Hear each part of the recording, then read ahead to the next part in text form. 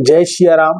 मैं issue Harwani Hanumangarh town Rajasthan से रोज आपको गंगा दर्शन लाइव दिखाता हूँ व पंचांग बताता हूँ। आज का शुभ पंचांग आश्विन मासे कृष्ण पक्षे नवमी गुरुवार विक्रम संवत 2081 तद अनुसार 26 सितंबर 2024 आज नवमी दोपहर को लगभग 12:30 बजे तक की है। तत्पश्चात दशमी। आज का विशेष दिन दशमी श्राद्ध, सर्वार्थ सिद्धि योग, गुरु पुष्प योग, अमृत सिद्धि योग, भद्रा, विश्व गर्भ निरोधक दिवस, विश्व पर्यावरण स्वास्थ्य दिवस। सूर्य राशि कन्या, चंद्र राशि मिथुन, दिशा अश्विन दक्षिण, अग्निवास पाताल, तत्पश्चात पृथ्वी, नक्षत्र पुनर्वसु। ब्रह्म मुहूर्त 4:47 से लेकर 5:35। राहु काल का समय दोपहर को 1:30 बजे से लेकर 3 बजे तक रहेगा। अभिजीत मुहूर्त लगभग 12 बजे से लेकर 12:50। भद्रा का समय रात्रि 12:48 से लेकर सुबह 5:24 तक रहेगा। कल एकादशी श्राद्ध रहेगा।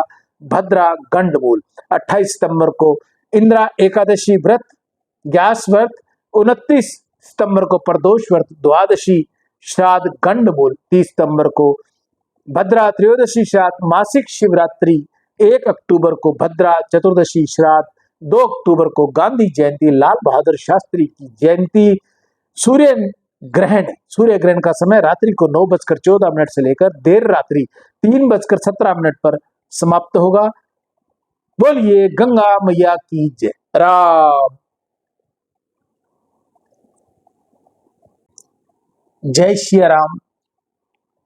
आज का रामायण का पाठ, राम जी की लीला जो पीछे 2-3 दिन से हम कथा सुना रहे हैं, आज इसका आगे का विस्तार। शिवजी सीता जी को समझाते हैं परंतु शिवजी सती जी को समझाते हैं परंतु सती जी के मन में नहीं मानता। उन्होंने कहा, महाराज तुम्हारी बात मेरे ध्यान में नहीं आती, ये आनंद रूप है फिर भी रोते हैं, क्यों रोते हैं?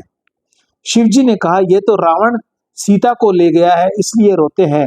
सती ने पूछा, कितने दिन हुए हैं? शिवजी बोले, 2-3 दिन हुए हैं। सती ने कहा, जो स्त्री के वियोग में रोता है, जिसको स्त्री का वियोग सहन नहीं होता, उसके तुम पग लगते हो। महाराज तुम तो सर्वज्ञानी पुरुषों के अतिशय श्रेष्ठ हो, फिर भी स्त्री के वियोग में रोने वाले एक साधारण राजकुमार को तुम प्रणाम करो, यह ठीक नहीं है।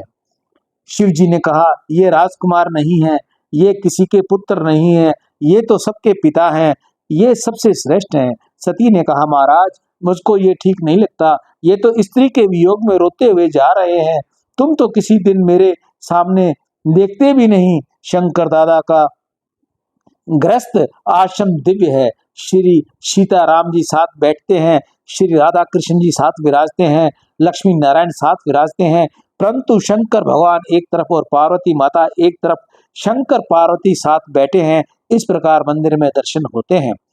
शिव जी वैराग्य के स्वरूप हैं, ज्ञान वैराग्य शिव में परिपूर्ण है। द्वारिका नाथ ने शंकर दादा से बहुत आग्रह किया, तुम लगन करो, लगन करो। तब शिव जी ने लगन की। लगन करने के बाद पार्वती जी को श्री कृष्ण कथा, श्री राम कथा सुनाई और कहा, एक तरफ बैठी बैठी तुम राम राम करो और एक तरफ मैं राम राम करूं, मेरे पास मत आना, दूर रहो। प्रकृति का स्पर्श होने के बाद कुछ विकार जागता है, इसलिए प्रकृति से दूर रहना चाहिए। प्रकृति से अलग रहना और परमात्मा का सतत ध्यान करना, ये आदर्श शिव जी की जगत को बतलाता है। शिव जी जगत को बतलाते हैं। भगवान श्री कृष्ण राधा जी के साथ विराजे हैं, श्री राम सीता जी के साथ विराजे हैं। ज्ञान देते हैं कि भले प्रकृति साथ हो परंतु प्रकृति के अधीन नहीं होना। प्रकृति के अधीन हो तो बंधन है, प्रकृति के साथ रहना परंतु प्रकृति से अलिप्त रहना, लिप्त नहीं होना। शिवजी महाराज तो कहते हैं कि प्रकृति के साथ अलिप्त नहीं परंतु दूर रहना ही ठीक है। तत्व से दोनों एक है ही। भगवान शंकर निवृत्ति धर्म के आचार्य हैं। श्री राम श्री कृष्ण प्रवृत्ति धर्म के आचार्य बतलाते हैं कि निरपेक्ष होकर प्रवृत्ति करो, निष्काम भाव से कर्म करो, निष्काम भाव से कर्म करो। श्री राम श्री कृष्ण अत्यंत ही प्रवृत्ति में है, फिर भी अंदर से इनकी निवृत्ति है। बहुत प्रवृत्ति करते हैं फिर भी किसी भी प्रवृत्ति में आसक्त नहीं।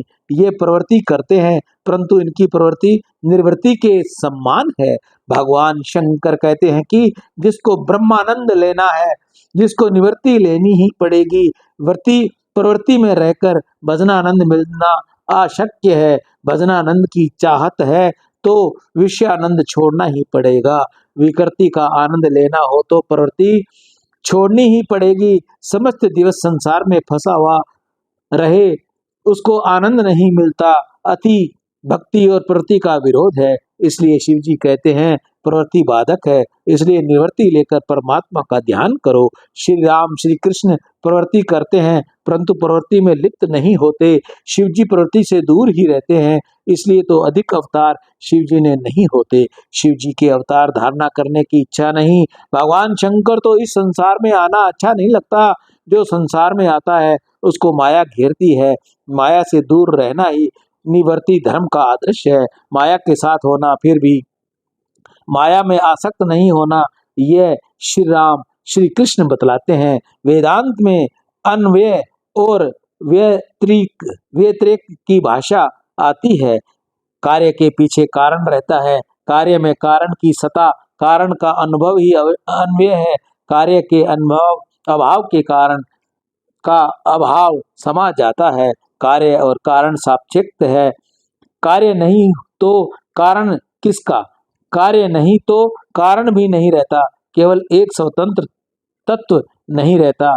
कार्य और कारण दोनों एक अभाव होने पर जो कुछ अवशेष रहता है वह शून्य नहीं, परंतु वह तो ब्रह्म है। इसको कहते हैं व्यतिरेक। जिस प्रकार मिट्टी के घड़े में मिट्टी साथ ही रहती है, जिस प्रकार मिट्टी का घड़ा मिट्टी से अलग नहीं रह सकता, उसी प्रकार ईश्वर से उत्पन्न हुआ जगत ईश्वर से अलग नहीं रह सकता। परंतु जैसे मिट्टी घड़े से अलग रह सकती है, परंतु जैसे मिट्टी घड़े से अलग रह सकती है, घड़े के सिवाय भी मिट्टी की सतह हो सकती है, उसी प्रकार ईश्वर जगत से अलग रह सकते हैं। जगत के साथ ईश्वर भी हैं और जगत से अलग भी ईश्वर है। प्रकृति के साथ भी ईश्वर है और प्रकृति के अलग भी ईश्वर है। व्यतिरेक का वर्णन शिवजी करते हैं, अन्वय का वर्णन श्री राम श्री कृष्ण करते हैं। विष्णु भगवान लक्ष्मी जी के साथ विराजे हैं, परंतु वह किसी दिन लक्ष्मी के अधीन नहीं होते। प्रकृति का तिरस्कार करने की जरूरत नहीं, परंतु प्रकृति के अधीन नहीं होना। जो प्रकृति का दास बनता है वह दुखी होता है। शिवजी महाराज तो ज्ञान वैराग्य के स्वरूप है। शिवजी कहते हैं कि प्रवृत्ति से दूर ही रहना। सती को यह अच्छा नहीं लगता, इसलिए सती ने शिव से कहा, महाराज किसी दिन मैं तुम तो मेरे सामने देखते भी नहीं हो और ये राजकुमार तो स्त्री के वियोग में रोते हुए जा रहे हैं। शिव जी ने कहा, रोते जा रहे हैं, इससे क्या होता है? ये तो परमात्मा ही है। सती ने पूछा, ये परमात्मा किस प्रकार हो सकते हैं जो सर्वव्यापक है? क्या ये वही है? शिव जी ने कहा, हाँ, जो सर्वव्यापक है ये वही है। सती ने पूछा, महाराज सर्वव्यापक परमात्मा का तुम वंदन करते हो, तो वह परमात्मा मेरे अंदर भी है या नहीं? शिवजी ने कहा, तुम्हारे अंदर भी है। सती ने पूछा, तो फिर मुझको वंदन क्यों नहीं करते? शिवजी ने कहा, तुम्हारी बहुत इच्छा हो तो तुम्हारा भी वंदन किया करूं, मुझको कोई बाधा नहीं। सती बोली, महाराज कदाचित तुम मुझे वंदन करो, परंतु सर्वव्यापक परमात्मा का वंदन किस प्रकार होगा? शिवजी ने कहा, सर्वव्यापक परमात्मा का वंदन मन से होता है और साकार परमात्मा का प्रत्यक्ष वंदन होता है। जो सर्वव्यापक है, जो सब में विराजा हुआ है, उसका उसका मन से वंदन करो। सब में परमात्मा का अनुभव बुद्धि से होता है। दूध के अणु परमाणु में मक्खन होता है, परंतु वहां आंख द्वारा दिखाई पड़ता नहीं। दूध पीने से माखन का स्वाद आता नहीं।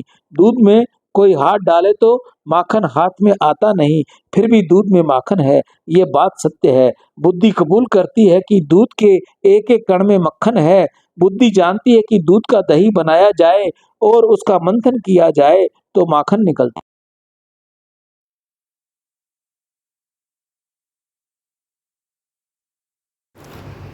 जय श्री राम।